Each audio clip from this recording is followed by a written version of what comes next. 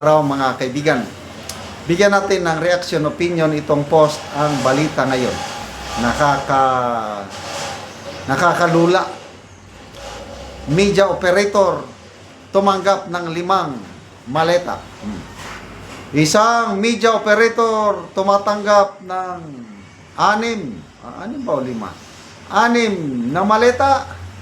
Baligod, may pasaring sa kontrol ng media.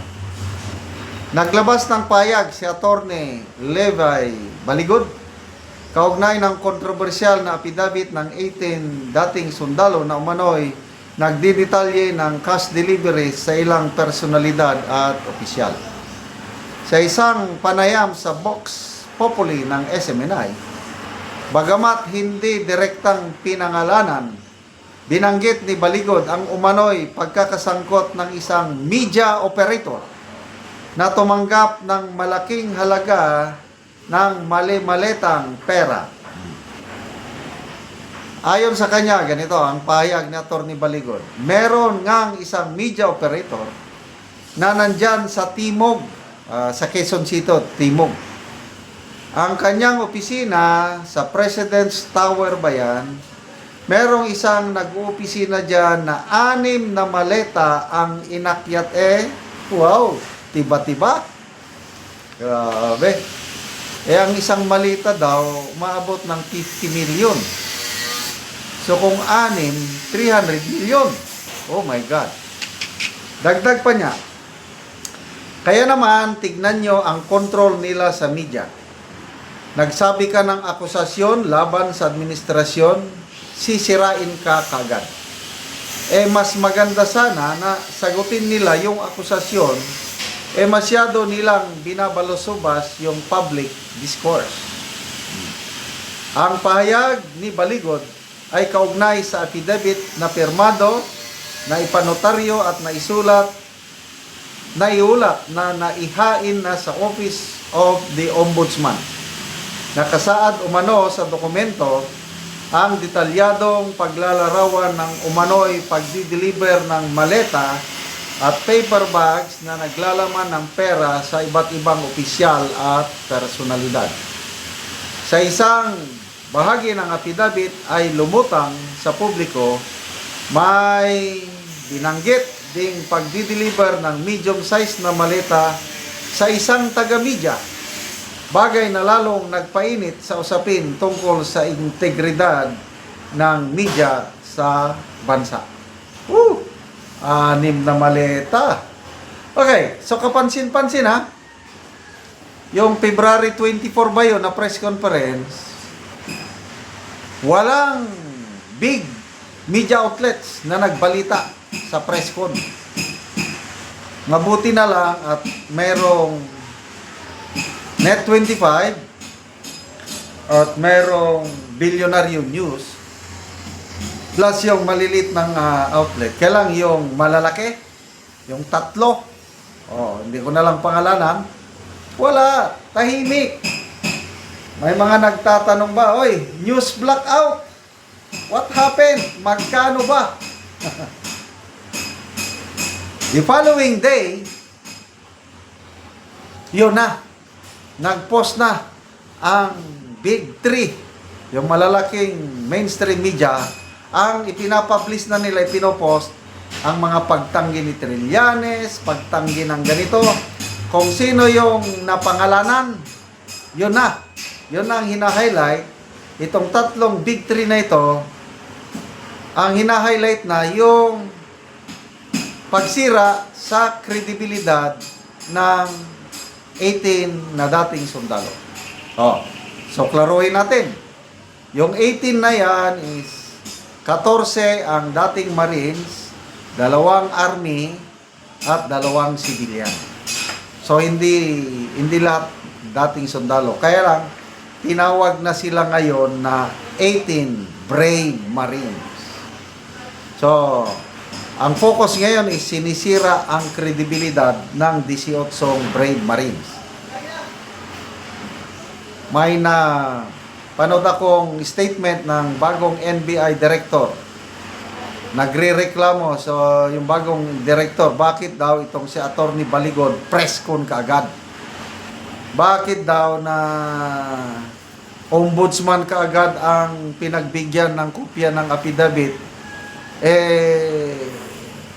I don't know how do I term it.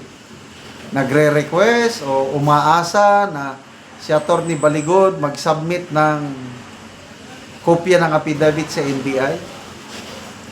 Tanong, may tiwala pa ba si Attorney Baligod sa NBI? I don't know. Kayo, may tiwala pa ba kayo sa NBI?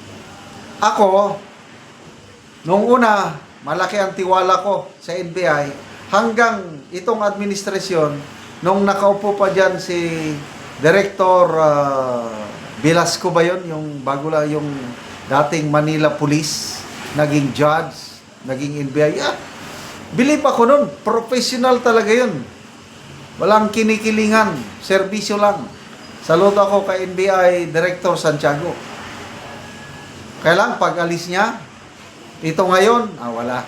I'm sorry, opinion ko lang ito Wala akong tiwala na ngayon sa liderato ng NBI. Liderato lang but down the line, okay, mga regional directors. Meron nga akong kababayan, regional director sa NCR. Yun, matitino ang mga yun. Leadership lang ang sinasabi ko na wala na akong tiwala yung mga bagong nailagay. Okay? Matitino ang NBI agents. Professional talaga. So, sino kaya itong, pwede ba pangalanan nyo naman, attorney? Sinong media operator na ito? Magbasa tayo sa mga comments. Candelario, ang media ay hawak ni Martin. Si Martin ay merong Prime Media Holdings. Yan, agree ako dito. Pati kanya ang ABS-CBN. Kaya wala kang masahan sa ABS-CBN. Melvin Sinaria, tumpak, ngagba, kulong, court martial o arrest, resign. Lynette Cosedo, nakakatuwa naman, umuulan ng puro malita. Ito, Rodan Delphin, Jamie News, ABS-CBN News, good day sa inyo. Kaya pala ayaw ibalita. Napaghahalata na Nako, patay tayo niyan. Kaya pala tahimik flood control project. Salamat mga kaibigan sa inyong pagsubaybay sa ating channel.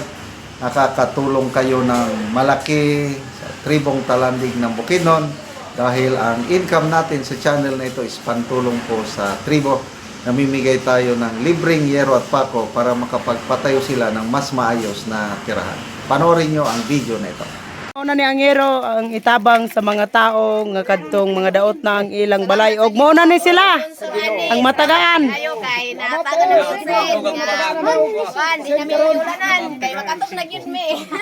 Ano piso? Badalanin na dako. Kami ni bay.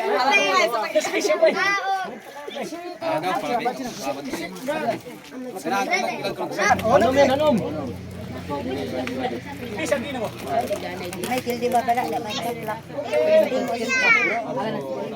Babay.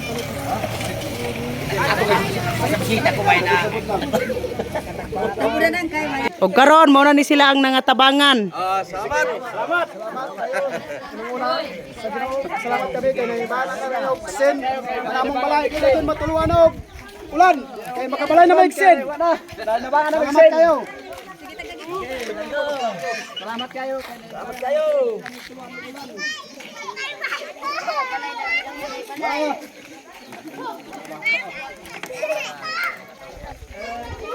Nabangan kayo Sen. Ilahi salamat kayo Ginoo. Nabangan kayo Sen. Nga mo ni. Ay nabangan na gid ko.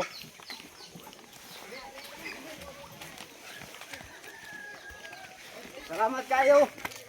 Sana naghatag ani.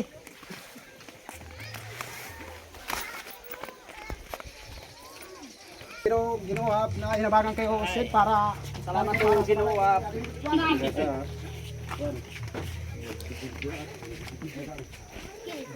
So mao na ni ang gipatukod ni kuya nga balay. So makatop ra gid siya og yero.